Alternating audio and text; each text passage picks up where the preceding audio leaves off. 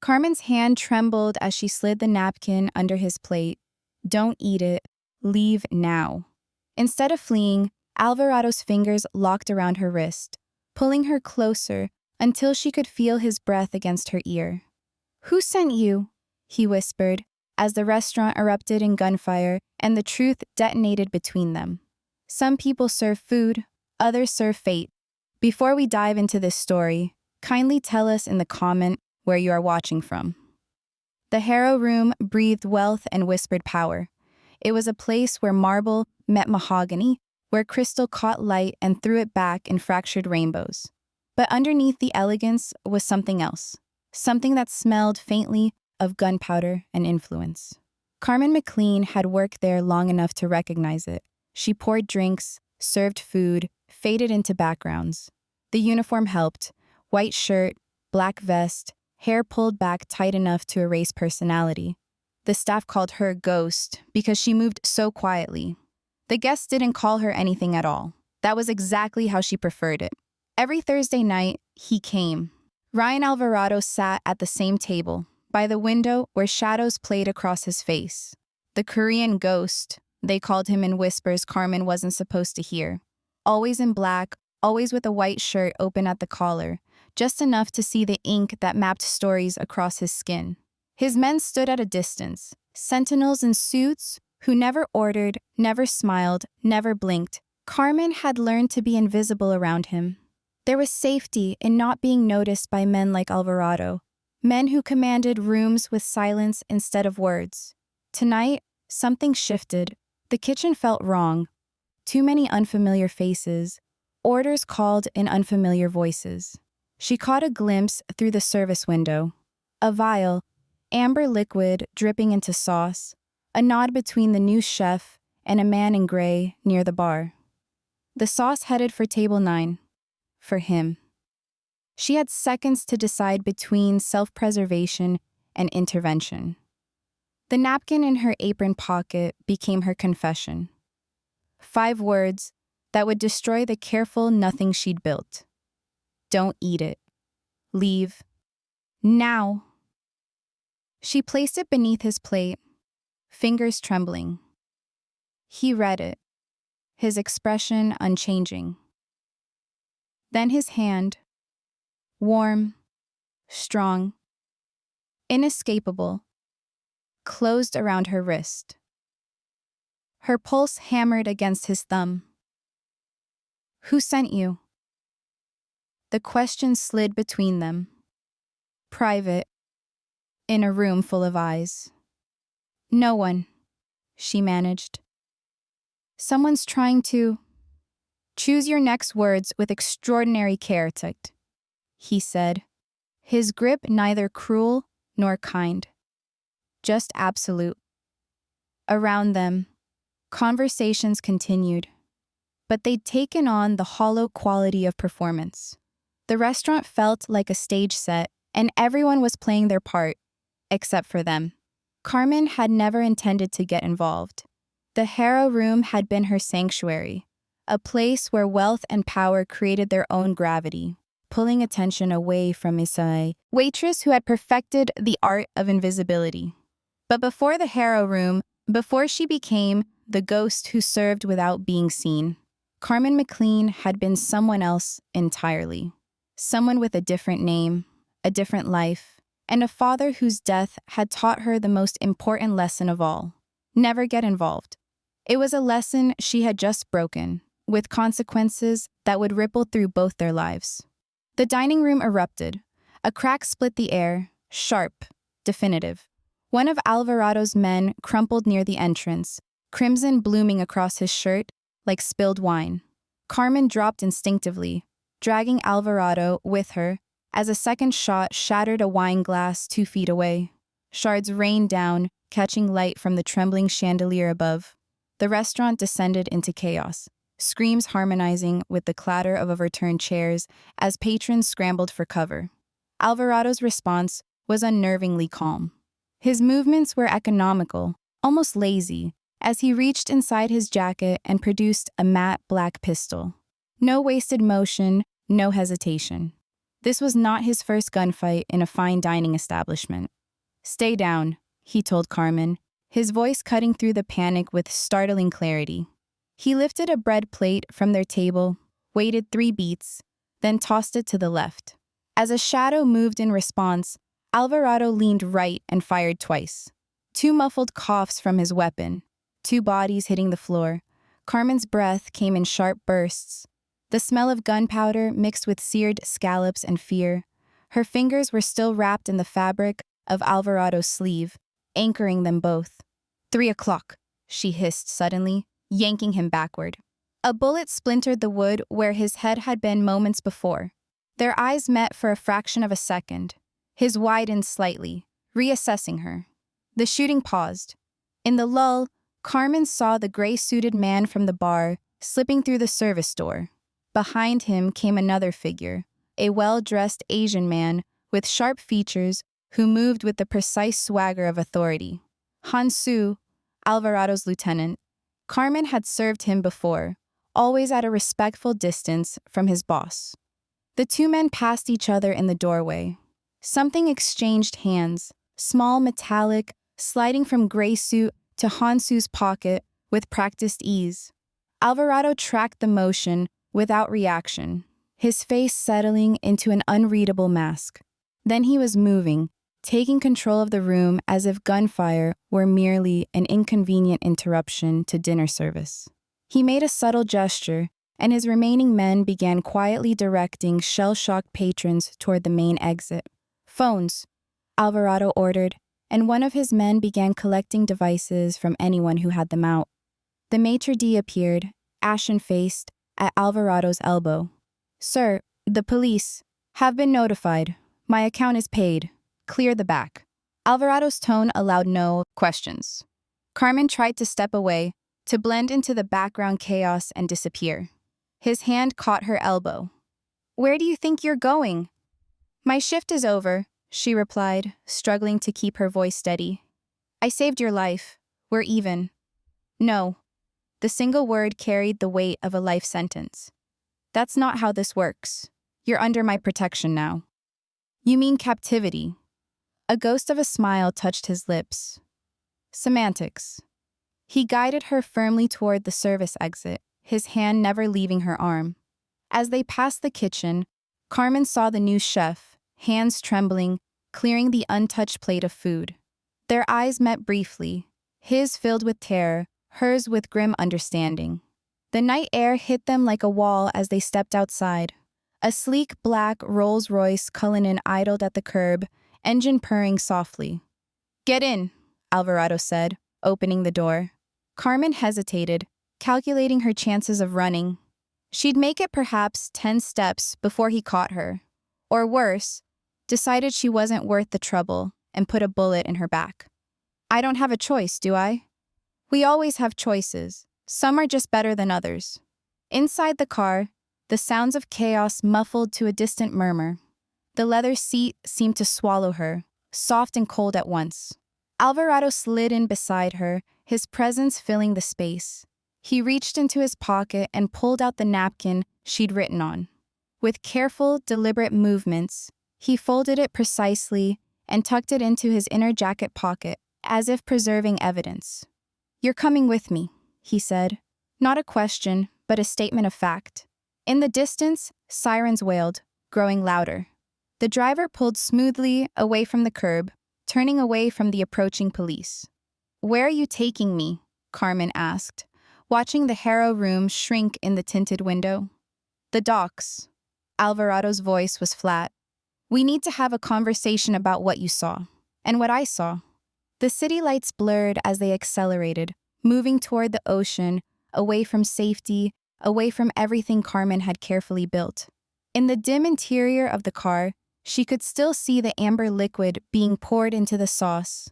The gray-suited man's hand brushing against Hansu's pocket, the chef's terrified eyes as he cleared the plate that would have killed the man sitting next to her. She had saved a monster's life. Now, she had to find a way to save her own. The docks materialized from the darkness like a film noir set, stark sodium lights casting harsh shadows across shipping containers stacked like children's blocks. The air carried a cocktail of diesel, salt, and something fouler underneath. Gulls circled overhead, their cries like broken car alarms. Carmen stepped out of the car into puddles that reflected fractured light. The ocean stretched black and endless beyond the pier.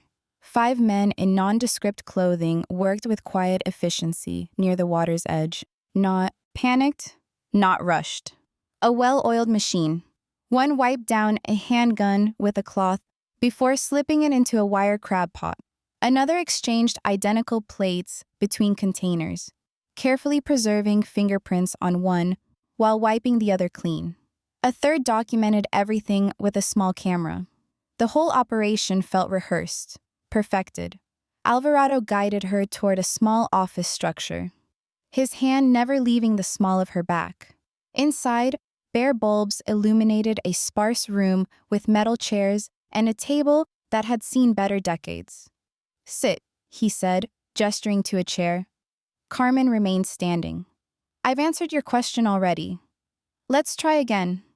Alvarado removed his jacket, folded it precisely, and laid it on the table. The white of his shirt seemed to glow under the harsh light. "Who told you the food was poisoned?" "No one told me anything," Carmen said, finally taking the seat. "I noticed things.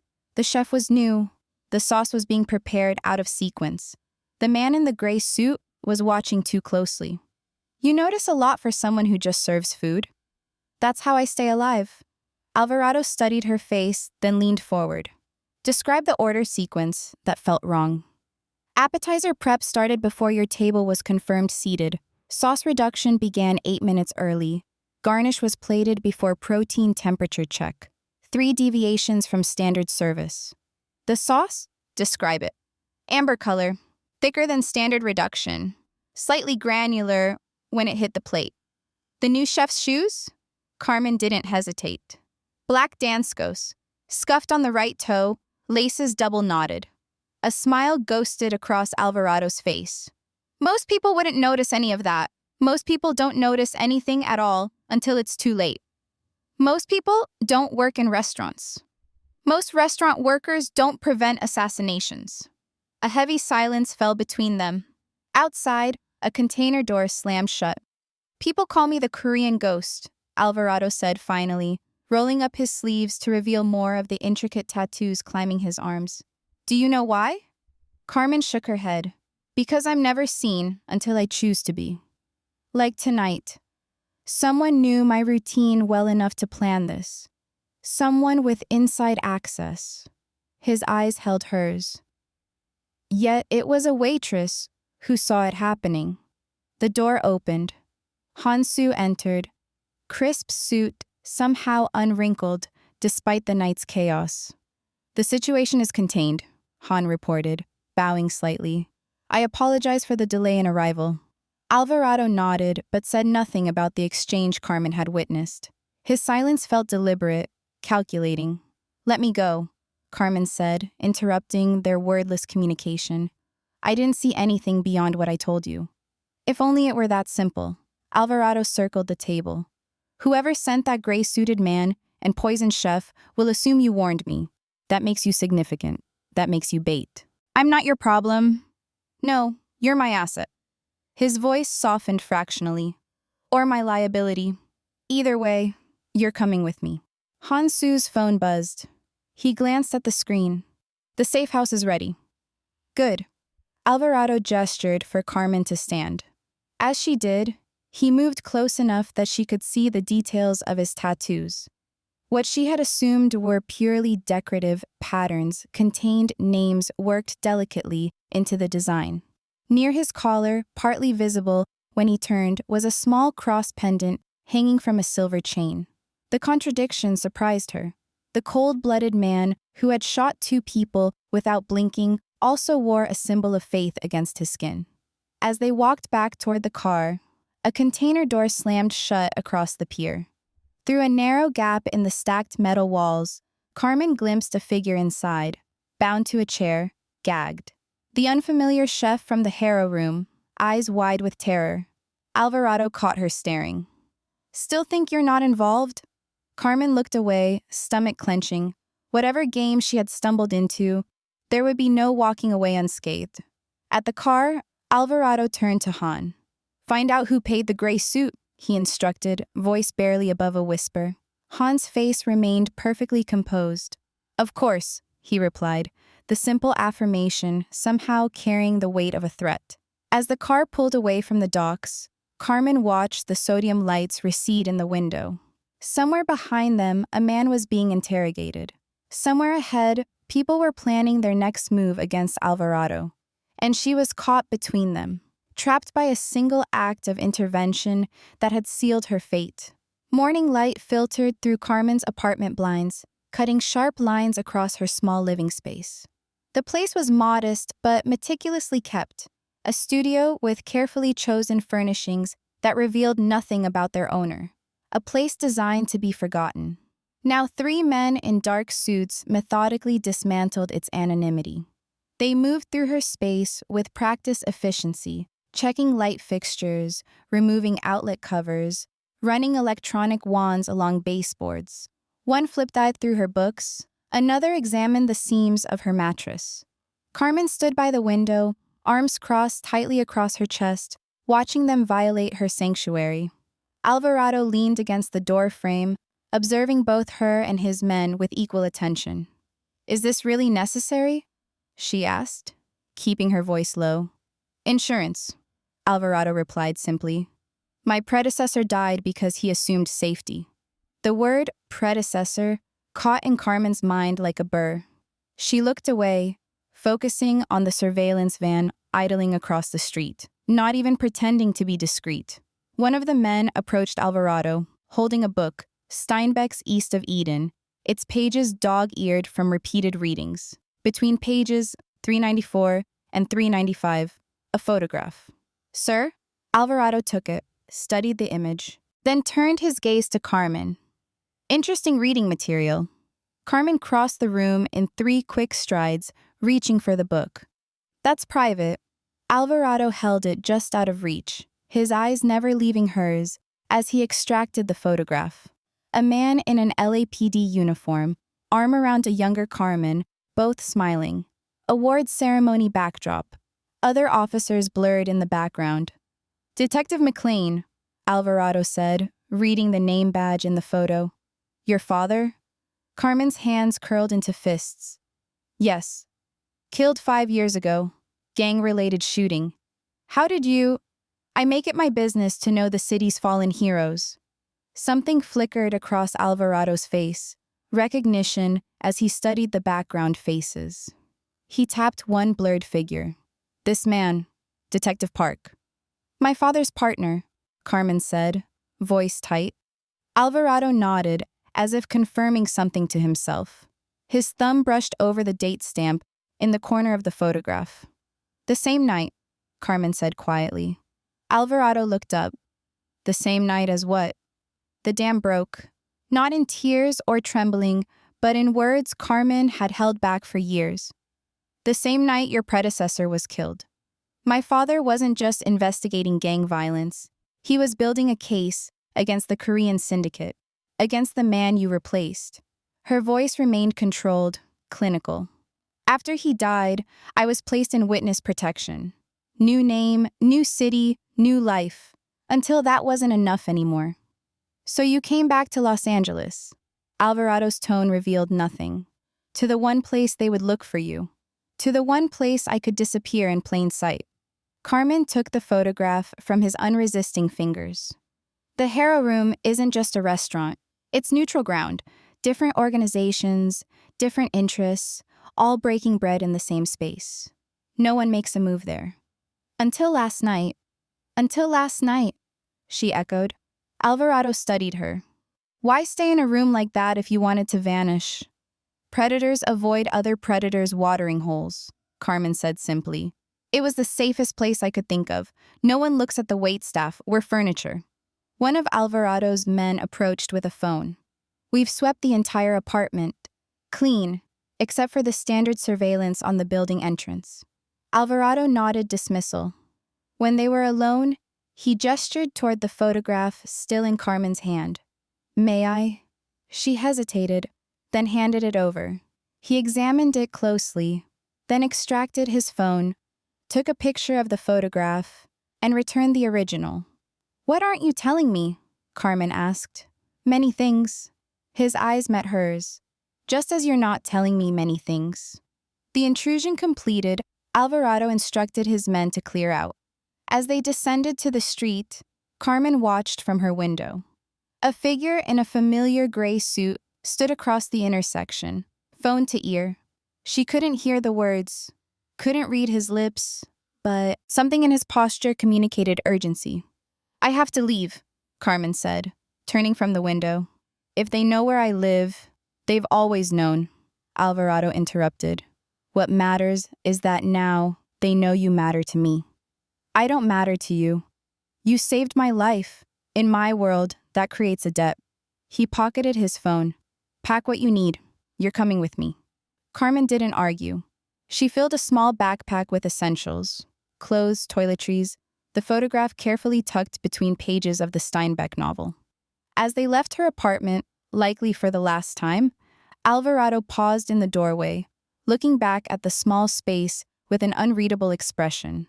Carmen couldn't see his face, couldn't hear the words that ran through his mind in that moment. "I know that alley. I remember the muzzle flash." Alvarado leaned over the bank of screens, face bathed in the blue-white glow of monitors. The warehouse office served as one of his secondary command centers. Sparse furnishings, reinforced doors, no windows. A place where hard decisions were made. "Show me again," he said to the tech beside him, a thin man with nervous hands and thick glasses. 3 weeks of encrypted calls, the tech explained, pulling up a timeline. All to this contact labeled Redwood Logistics. "The encryption is good, but the pattern is clear." Alvarado studied the data points, dates, times, durations. Hansu's digital footprints, carefully disguised but unmistakable once you knew what to look for. And the gray suit? Matches a known associate of Redwood Group, mid-level enforcer, primarily handles bribery and intimidation. Alvarado's face revealed nothing, but his fingers tapped once, decisively, on the edge of the desk. "Leave us," he said to the tech, who quickly gathered his equipment and disappeared. Minutes later, Hansu entered the room, immaculate as always. His confidence seemed unshaken, posture perfect, expression controlled. "You wanted to see me?" Han asked, offering a slight bow of respect. Alvarado gestured to a chair across from him, but remained standing. "The restaurant situation. I'm concerned about our security protocols." "I've already begun revising them. It won't happen again." "No, it won't," Alvarado agreed. "Tell me, what do you think of our expansion plans into Long Beach?" The question, seemingly unrelated, caused the smallest flicker of tension around Han's eyes. "The timing is ambitious. The Port Authority remains resistant. Yet Redwood Group seems to be making inroads there." Han's face remained impassive. "They lack our restraint. Our code." "Our code," Alvarado repeated softly. "Our brotherhood. These mean something to you still?" "They're everything." Han straightened his already perfect tie. "Sometimes protecting the future requires difficult choices in the present." Alvarado nodded, as if accepting this wisdom. "The chef from the Harrow Room, did he say anything useful before he died?" "Only that he was paid through a shell company, a dead end." "Interesting." Alvarado picked up his phone, checked the time. "I have matters to attend to. We'll continue this discussion later." He left Han in the office, walking out to where Carmen waited near the convoy of black SUVs. She carried a small bag retrieved from a storage locker, emergency supplies she'd kept hidden for years, just in case. "We're leaving," Alvarado told her, gesturing to the lead vehicle. The convoy pulled away from the warehouse, moving through the industrial district toward downtown. Carmen sat beside Alvarado in tense silence, watching the city blur past the tinted windows. "Your lieutenant?" she said finally. "Hansu. He's the one who set up the hit, isn't he?" Alvarado's eyes flickered to her. "What makes you say that?" "The way you watch him, the way he watches me. Like I'm a loose thread that needs cutting. The convoy turned down a familiar alley, the staff entrance to the Harrow room. Carmen's battered sedan still sat where she'd left it the night before. "Why are we here?" she asked. "You need your car." "You're letting me go?" Alvarado almost smiled. "No, but appearances matter. You'll follow us to the next location." Carmen stepped out of the SUV, keys in hand. 3 of Alvarado's men exited the following vehicle, scanning the alley. Hansu emerged from the final car, phone to his ear. She was 5 steps from her car when Alvarado's hand closed around her arm, yanking her back with unexpected force. "Wait," he ordered. Hansu paused his call, watching them with unreadable eyes. The sedan exploded. The blast slammed Carmen backward into Alvarado's chest. Heat washed over them both as flaming debris scattered across the alley. Her ears filled with a high-pitched whine. The world momentarily silenced except for the ringing. Alvarado's men moved with practiced efficiency, securing the perimeter, checking for secondary devices. Through the smoke and confusion, Carmen saw Hansu watching, phone still in hand, expression unchanged. Alvarado helped her to her feet, his grip firm but not rough. "Are you hurt?" Carmen shook her head, more stunned than injured. "That was meant for you," she said, though the words sounded distant through the ringing in her ears. "No," he replied. "That was meant for you. The timing is too precise, Yasi. They knew we'd come here." His eyes were cold as he studied her face. "You're not just a witness anymore. You're bait." "I'm what?" "Bait," he repeated without apology. "And I'm going to use that. Whoever is running Redwood Group wants something from me, and they're using you to draw me out." Carmen stared at him, anger pushing through the shock. "You're going to use me as bait? After I saved your life?" "I'm going to keep you alive by using you as bait," he corrected. "There's a difference." She hated him in that moment, hated the cold calculation in his voice, the accuracy of his assessment. Her carefully constructed invisibility lay in burning pieces across the alley. There would be no disappearing now. Alvarado turned to his men. "Secure the river warehouse. Tonight, we send a message." To Han, he added, "Ensure all key personnel are present, no exceptions." Back in the SUV, Carmen sat in rigid silence as they drove away from the smoldering remains of her car and the last fragments of her former life. Later, alone in a bathroom of Alvarado's downtown penthouse, Carmen stared at her reflection. Smoke had left smudges on her face, and a small cut on her cheek had crusted with dried blood. She traced a finger along an older scar that curved from her shoulder to just below her collarbone, a reminder of the night her father died. "I'm done being hunted," she whispered to her reflection. In the adjoining room, Alvarado's phone buzzed with an incoming message from an unknown number. He read it once, then twice. "Come alone with the girl." His lips curved into something too sharp to be called a smile. The warehouse loomed against the night sky, a hollow giant with broken ribs and glass-shard teeth. The Los Angeles River slithered past behind it, water slapping concrete in syncopated rhythm. Carmen felt like she was walking into her own ambush. "Stay where I place you," Alvarado instructed, voice low. "Don't move unless I tell you." Inside, catwalks crisscrossed the ceiling like metal veins. Stacked pallets created maze-like corridors on the concrete floor. Moonlight knifed through shattered skylights, painting silver squares across the darkness. Alvarado positioned her precisely, in a clearing between stacks, visible from multiple angles but with cover 3 steps away. He moved differently here, coiled energy beneath the expensive suit. His men spread out, melting into shadows at his subtle hand signals. Carmen cataloged escape routes, calculated distances to exits. She had been hunted before. She knew how to run. "They're here," Alvarado whispered, his breath warm against her ear. Then he stepped away, leaving her exposed in the silver light. The first shot shattered a window high above. Glass rained down as Carmen dropped to one knee, instinct overriding fear. Alvarado had already moved, firing twice toward a catwalk. A shadow fell, crashing through rotted wood before hitting concrete. More shots erupted. a staccato conversation of violence. Alvarado moved with lethal efficiency, each motion precise. 2 steps, fire, sidestep, fire again. No wasted bullets, no panic. Carmen scrambled behind a pallet stack he'd positioned her near, exactly as he'd anticipated. 3 of Redwood's shooters dropped in quick succession. Alvarado reloaded without looking, muscle memory guiding his hands while his eyes tracked movement across the warehouse floor. Then silence fell like another presence. Footsteps echoed on concrete. Hansu walked into the clearing, gun held loosely at his side. His perfect composure had fractured, tie askew, a smear of dust across his sleeve, but his eyes were clear, almost relieved. "Enough," Han called. "Your men are surrounded." Alvarado emerged from shadow, weapon trained on his lieutenant. "Why?" The single word carried the weight of years. "The organization needs new direction," Han replied. "Your predecessor understood power.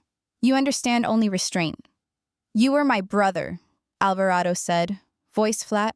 "You stopped being mine when you killed her father." Han's eyes flickered toward Carmen. The world tilted. Carmen's breath caught in her throat as understanding crashed through her. "The hit was ordered by your predecessor," Han continued, watching her face. "But it was his trigger finger." He nodded toward Alvarado. "The detective was getting too close to our operation. I gave the order. Ryan pulled the trigger." Carmen's heartbeat roared in her ears.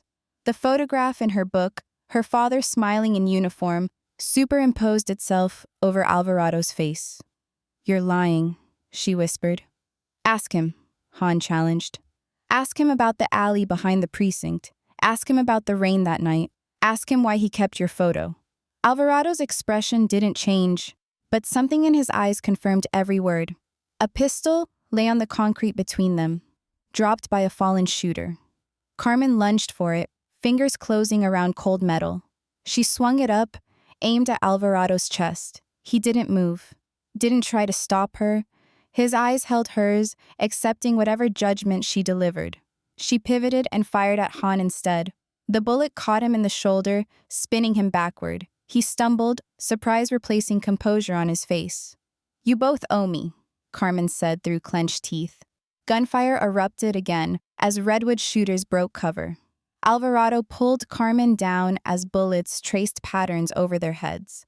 Then his own men flooded in, suspiciously late, as if held back deliberately until this moment. Redwood's forces retreated, dragging their wounded. Han disappeared in the chaos, leaving only blood spatter on concrete. When silence reclaimed the warehouse, Alvarado turned to Carmen. He looked at her differently now, not as an asset to use or a liability to manage, but as someone equally dangerous, someone who had made a choice he hadn't anticipated. "Why?" he asked. "I don't know yet," she answered honestly. Sirens wailed in the distance, growing closer. Blue and red lights would soon flood the killing floor. "We leave now," Alvarado said, gesturing toward a rear exit. Carmen didn't move. "You'll face this," she said. "What you did to my father." His face hardened. "Not tonight," he replied. "Tonight, we survive." Outside, the river continued its indifferent journey to the ocean. Police helicopters circled overhead, searchlights cutting through darkness. Carmen followed Alvarado to a waiting car, not because she forgave, not because she trusted, but because the truth she'd found was incomplete. She needed the rest of it, and he was the only one left who could give it to her. The car pulled away just as police cruisers rounded the corner, sirens screaming into the night. The penthouse balcony suspended them 30 floors above Los Angeles. The city sprawled below like a circuit board of light and shadow. Carmen leaned against the glass railing, feeling the wind tug at her hair. Behind her, Alvarado stood silhouetted against the warm interior light, whiskey in one hand, his other arm hanging at his side, sleeve cut away, white bandage stark against his skin where a bullet had grazed him. Neither had spoken since they arrived. The adrenaline had faded, leaving them in that strange, hollow space, after violence, where words seemed both necessary and impossible. Alvarado stepped forward, joining her at the edge. The city hummed beneath them, oblivious to their private war. "You should hate me," he said finally, voice low enough that she had to strain to hear it over the wind. Carmen studied his profile, the hard lines softened neither by the whiskey nor the night. "Maybe I do," she answered. "I still didn't want to watch you die." He drained his glass, set it on the glass-topped table beside them. "Why didn't you pull the trigger? Killing you wouldn't bring my father back." She turned to face him fully, and Han gave the order. "You were the weapon." A willing one. His honesty was brutal. "I crossed a line that night I can never uncross. I've crossed many since." "And now? What line are we standing on tonight?" Alvarado moved closer. The space between them suddenly charged. His hand rose to her neck, fingers brushing against her pulse point with surprising gentleness. Carmen didn't flinch, didn't step back, though every instinct screamed for distance. "You saved my life," he said. "That creates a debt, but it also creates a risk. So you keep me close to protect me, or to possess me?" Her voice remained steady despite the warmth of his touch. "There's a difference, Alvarado." "Ryan," he corrected. "If we're going to do this, you use my name." Answer the question, Ryan. His fingers trailed down to the scar that curved along her collarbone, the one she'd traced in the mirror. "I don't know the difference anymore," he admitted. "In my world, they've become the same thing." Carmen caught his wrist, not pushing him away, but stilling his touch. "If I stay where you can see me, you learn the difference." A faint smile touched his lips. "Is that an offer or a challenge?" "Both." He studied her face, searching for fear or deception, and finding neither. "I won't promise redemption. I can't become someone else." "I don't want promises," Carmen replied. "Just clarity, no more lies between us." Ryan nodded, a single decisive movement, no lies. The pact hung between them, sharp-edged and fragile. Neither moved to seal it with anything more than words. The moment stretched, taut with possibilities neither was ready to name. Ryan stepped back first, creating distance without retreating. "Redwood is wounded but not dead. Han will go to ground, gather allies. We've bought time, not victory." "The restaurant?" "Closed for renovations. My people are scrubbing all evidence of the shooting." "And your organization? How many more Hans are waiting to make their move?" Ryan gestured to a laptop inside. His phone yielded a list of others involved, lesser players mostly, easily handled. "You mean killed?" "I mean removed from the equation. Death isn't always necessary." He studied her reaction. "That surprises you." "Everything about you is a contradiction," Carmen said. The wind picked up, carrying city sounds and faint music from somewhere below.